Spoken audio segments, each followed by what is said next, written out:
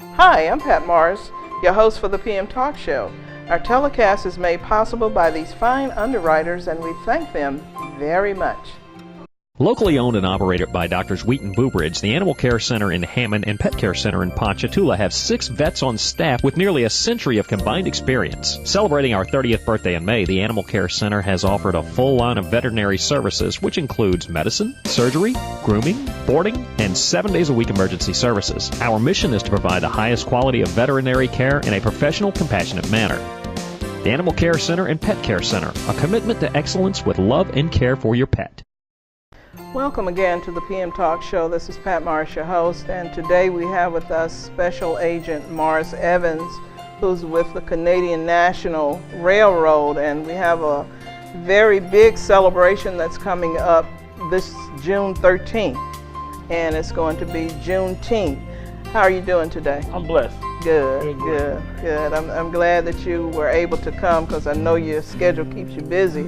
But the people need to know about this event coming up and how to get in, who the guest speakers are. So we're going to give you the mic and let you talk about that. All right. Okay. We're doing the Juneteenth celebration. It's a coalition of 13 different groups, church members, social groups, fraternities, and we all decided to celebrate the Juneteenth.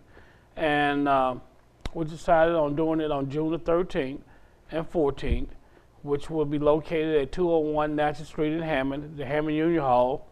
And our goal is on the 13th is to have a gala. Mm-hmm. And the gala is basically going to be a meet and greet for the first hour. Then the second 3 hours, we'll have entertainment. Mm-hmm. We have two dynamic speakers, Mr. Lewis Joseph from the school board, and also have Reverend Cliff Mitchell. Mm-hmm. We have 2 young ladies who are going to sing, a young man who's going to blow your mind out with the I Have a Dream speech. He recited verbatim. Then we have a young lady who's going to do the Emancipation Proclamation. Okay. And those who don't know, the Juneteenth started when Abraham Lincoln signed the Emancipation Proclamation, and it took 2 years before the information the word got out to Galveston, Texas, that the slave was free. And ever since then, they commenced to celebrate Juneteenth because they got the notification on June the 19th. Okay. And every year they do a great celebration. And it's not only for African Americans, for all races, Indian, white, Hispanic. And our goal is just to celebrate the freedom that we all have. Because we all were slaves in one form or fashion in history. So, and we also want to enlighten or educate the public on the special talent that we have. Mm-hmm. And all phases of life, you might see a person don't think he have any talent, you'd be surprised. Right. And we want to glorify that talent and let everybody know. And then on Saturday, which is our big day, it's the most important day, which starts at 10 a.m. Mm-hmm. and ends at 5. I'm proud of it because we have 29 different vendors, with the vendors going to be inside of the Union Hall. It's all free. And all our vendors inside, except 3, is all about education. Right. The biggest part, we'll have a desk set up for those who haven't registered to vote, to come and vote, register to vote. Right. And we also have the Secretary of State will have the voting machine for those individuals who's afraid of it or never used the voting machine, will have opportunity to try it out. So when they go to actually vote, they won't be intimidated or be rushed or be nervous when they have to vote. And I have heard people say that. So we'll have people there to talk about AIDS. We'll have dentists there talk about your teeth and diabetes, you name it. We got all facets that's going to be there. Outside, we're going to have people barbecuing chicken, rib, fish. A few of them might have a steak, jambalaya. We'll have a lot of motorcycles. We're open to everybody. We want people to come out and just network and feel at home. You can bring your tents. You can bring your lawn chair, but no ice chests because we got a lot of vendors outside that want to make a few quarters. So it's all about a celebration, all about getting back to the roots of it, Juneteenth. Is this the gala is going to be like that Friday night? Yes, ma'am. Friday night, which we are so blessed, we sold out on the tables. Okay. But if you want to walk up, you can buy a ticket at the door, which is $20. And let me explain what the money is for. The money is not for just for the Juneteenth, and our goal is to put the money, keep the money in the bank. So when we do it next year, we don't have to start off like we had to start off this year, with a little rough. We come out of our pocket with a lot of money. So next year we can start off with the money that we have left over. And Ms. Pat, our goal is to move it, because the name of the organization is called the Tangible Whole Juneteenth Coalition. So we don't want to just be in Hammond. So we're looking for, if somebody, Independence, Roseland, Kenwood, Ponchatoula, even St. Helena, they say, hey, can you bring Juneteenth to our town? We want to bring it there. And we want to make it bigger. And I was speaking to a gentleman the other day, and he remembered the Tangible Parish Tangible Parish Heritage Center. One time it got so big they had a fair. So I think we can do that. Right. We can make it big enough that we can have a fair. The African American can have a fair and have different vendors. And our biggest thing was a lot of groups do things individually, but we can do a lot better if we do things collectively. Right. And share resources and bring it together and for the betterment of our community. That's number one, working in our community and making everybody happy. One of the things you mentioned that's very important to the Greater Tangipahoa NAACP is the fact that you're talking about education, and that's going to be your focus at the gala. Yeah. And I'm very happy to hear you say that, because our focus is educating every child that goes through the thresholds of any door at any school to get what they need. How involved is the organization with education? We just formed in January. Okay. And one of the key things, this organization is a collective group of other organizations, which like the Deltas, the Eastern Star, the Mason, the Magnolia Peace Officer, Macedonia Baptist Church, Greenfield Baptist Church, the Second Saturday Morning Breakfast. You know, I'm just naming a few of them. So these groups already involved on their own, going into the different community of education in schools. I don't like the Mason. We do DC Reed School and Parent School in Ponchatoula. And we also talked to the principal who just left here from Hammond Junior High. And with Dennis Brazil, we're going to mentor some young men from the junior high school. So as an individual group, they do it. As this collective group, we have not done it because we just started. And we don't want to put too much on this group, because we still pulling resources from the groups who doing things on an individual level. But as I talked to Brother Larry Holland from Independent, but my goal, my goal for the group is to branch out and to do something as a big group. And I think as with a big group, we can do a little bit more than a smaller group can do. So, but we would need insight like yourself and other groups like our educators. And that's why we got Mr. Lewis Joseph to come on board to help give us more insight. That's a lot that we don't know. And we might assume that we know, but we truly don't. And but the way we learn is by being around and being educated in the system, because that's how we're going to be able to really serve our community. You know. One of the things you just mentioned is very dear as well, and that's mentoring young males. Right. Because all the males don't have to go to prison. No, none of them have to go. Right, none. right. None. And every one of them is on somebody's church roll. Right. And if we keep allowing our young men to go to prison, it's our fault. Exactly. And we need to make a stand. I'll tell you what the Masons are doing, and we still need some support. We're taking kids to Memphis, Tennessee on August the 30th. And we're still raising money, and we're looking for young men that we could take this. We already got 20. We need at least 15 more. Take them to Lorraine Motel and see where Dr. King was shot. And not only just you gonna see that, it's a lot more inside this museum. And the cost is $75 a person, but we're trying to raise money for those young men who can't afford it. You know, if you can afford it, we don't want to take you. Not that you're not a good kid, but we want to take those kids, and that might help deter them and to get into a life of crime or hang around the wrong crowd by seeing this. And we're going to spend a whole day, and we need your support. Anybody want to call me, please do, because we want to be able to take young men and females to the Lorraine Motel. And if any adults who never been or would like to go, please contact me. We'd like to take you as well. Okay, well, we're going to go for a break now, and we're going to continue to delve into the trip because I have some names I want to give you off camera that would really, really, really benefit from this. We're going for a break now, and we'll be right back.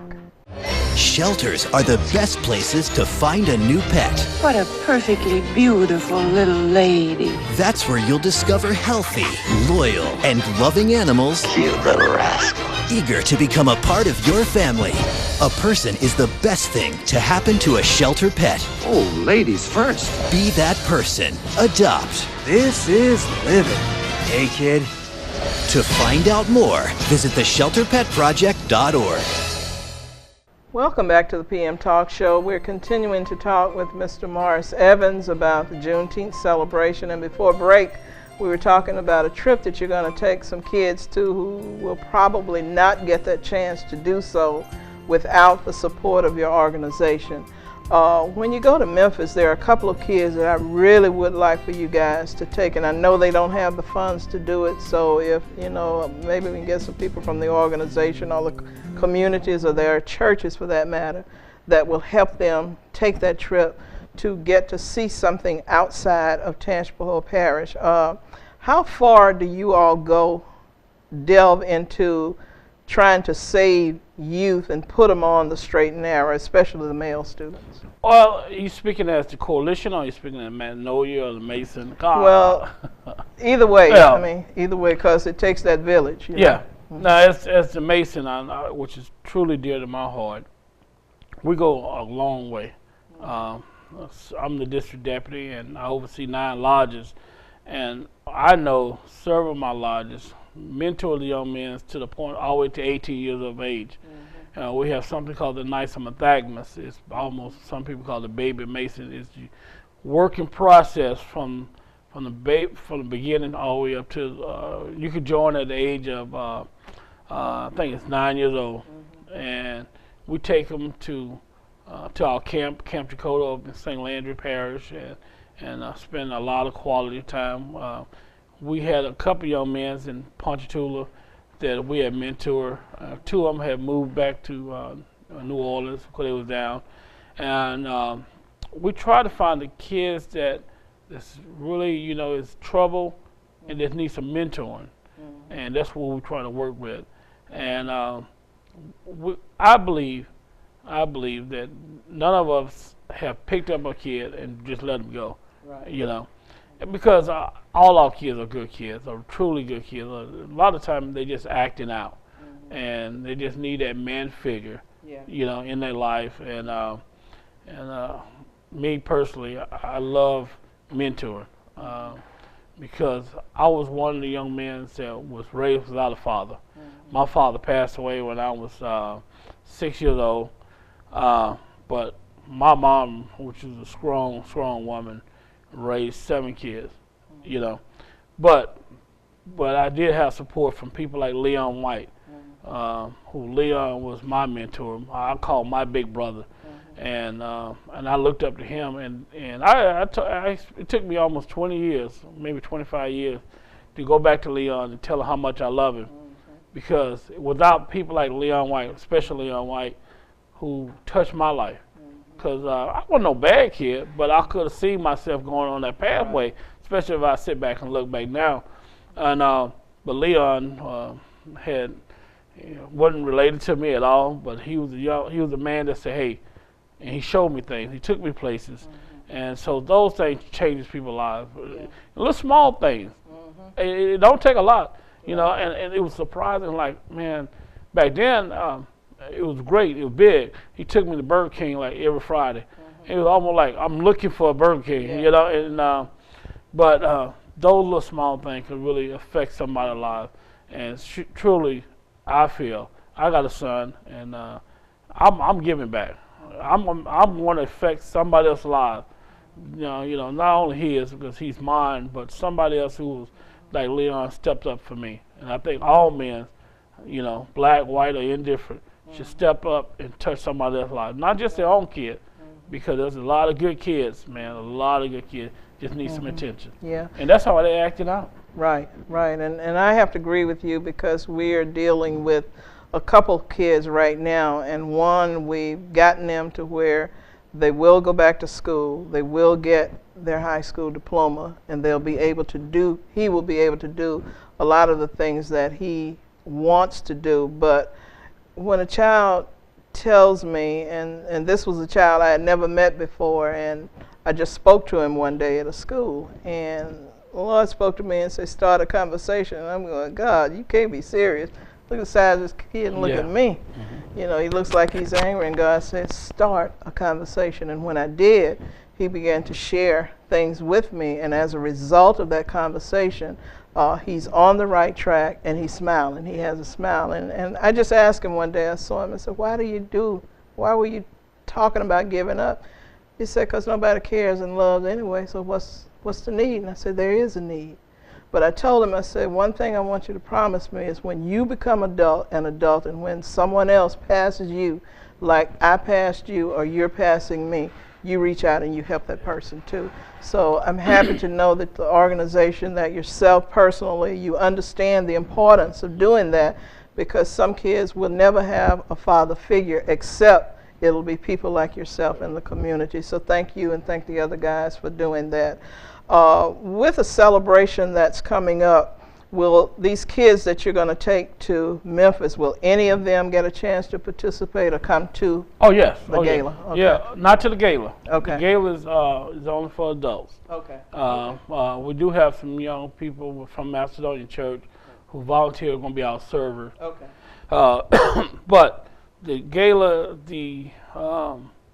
is for the adults only, but that Saturday is open all day. We're trying to get some more people in, like the Zulu Indians. Okay. A couple of guys were scheduled to come. One of them was involved in a car wreck, and I know him personally, so I know he's telling me the truth.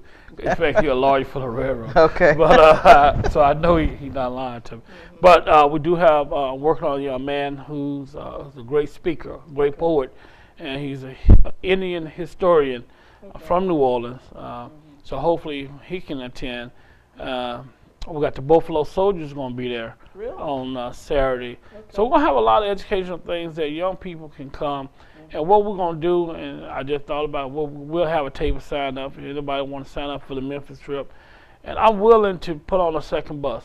Okay. I am. Because you and I, we're blessed. We travel. Yeah. We're able to go places. And I'm going to tell you something, Miss Pat. When I worked for Ponchatoula Police Department over 20 years ago, I did a little mentor down there with Tim Gideon, and was in Little Flower Estate. And I did not realize how fortunate and blessed I am. I'm talking to them young kids that most of them had never been to New Orleans. I mean, New Orleans is only 35 minutes away. We got people fly in from New Orleans, fly in from Europe, France, Italy, New York, all over the world to come to New Orleans. But we got kids 35 minutes away had never been down to Audubon Zoo, never been down to Bourbon Street, never been down to French Quarter, Canal Street. And so we got to change that. Right. We have to change that. We have to, it's a lot of history in New Orleans. Good history, great history. And I think it started with small steps. And we're looking for sponsors. Anybody want to donate? I know you hear it a lot, people begging for money. But we are asking for your assistance. We can't do it all. But $5 go a long way, believe it or not. If you can give $5 and it starts there. And if you can give 100, and we know we got the big election coming up, right. So we need y'all support. Yeah. You heard me? The election coming up, we need y'all support. Yeah. So we do. You know, everybody begging, yeah. But this is for a good cause. Right. This is for our kids. And now look, and sisters, don't be offended. I know we're talking about young men, but we want to work with young ladies as well. Yeah. Cause we got the OES and the Deltas and the AKAs, and we're not knocking against anyone. But we definitely want to work with young ladies because we got some troubled young ladies out there as well. Yeah. And I think we have to change the mindset, the perception what a lady is and what a man is, and respect. you know, and it starts at home as well. It starts at home. Well, that's good, and I'm glad to hear you say that, because if each one reaches one, then that concept of it takes an entire village to raise one child, and that's an African adage that I grew up on. Correct. And knowing that it's true. When you look at your guest speakers that's coming, Mr. Joseph, we all know that he's a former educator. When the other people come, are they going to have any particular focus Yes. that they will be talking about? Well, Mr. Joseph, when we talk with him, he's going to talk from the African American and the educational side. And Reverend Clifford going to talk from the African American religious side. Okay. And both of them are going to be focused on the Emancipation Proclamation and how it started and how it evolved, and what we still need to do. Because we all could read one book and come up with a different message. Right. And and that's why we got two different speakers. Trust me, it's not going to be boring. It's not going to be a long, drawn out, you know. It's going to be short and sweet. We have a comedian, and in fact, two comedians, so help keep it entertaining. And this young man, we got Patrick Williams coming from New Orleans. You're going to be shocked. You're going to be, one of my Mason brothers. When I first heard this guy, I'm not going to tell you what he do. When I first heard him perform, man, put a little tingling sensation in your feet. All right. You know, so it make it worthwhile, and I hope and pray that this gala it just be a start. It'll be a step. This is our first year, and I feel real good about it, Ms. Pat, because we started in January, and we didn't have not a dime, and so we're at the point where everything gonna be taken care of. But we'd like to have more so we can be ready for next year, and also help with the trip to Memphis. But the key to it, we're a coalition, you know, and we're working together and for the betterment. And also we'll have a Dunkin' booth. And off camera, Miss Pat said she'll get in the Dunkin' booth for us. So look, don't have me to tell you what I told my pastor when he baptized me in an old dug well. I told him if I didn't come up, I'd see him from the other side of hell, because I'm coming back to get it. But anyway, we want to thank you for coming and for the trips you're going to give the kids, and hopefully you'll be able to take them on an Angola trip and let them see what prison life is really like, and that will deter, because when you were studying to be a security guard, I think you were real young then. We're going to tell our age in a minute. Yeah, well, they know. They can look upstairs and see. Trust me, they know. Well, you know, we just did that, Ms. Pat. Okay. And May Noise Peace Officer, just with the help of the 7th Ward Marshal, Grace Gasaway, and Guy Ricardo, we just took a group of kids to Angola. Okay, great. Had a fantastic trip. At first, I was mad because we had 3 young men that was really out there bad. Then as I realized, talk to myself, you know, we got to do that. These why we're here, because they bad. Right. We need to show them, and the trip was wonderful, and I think Magnolia is going to do it again in October. Okay, great. I know a fact they're going to do it in October.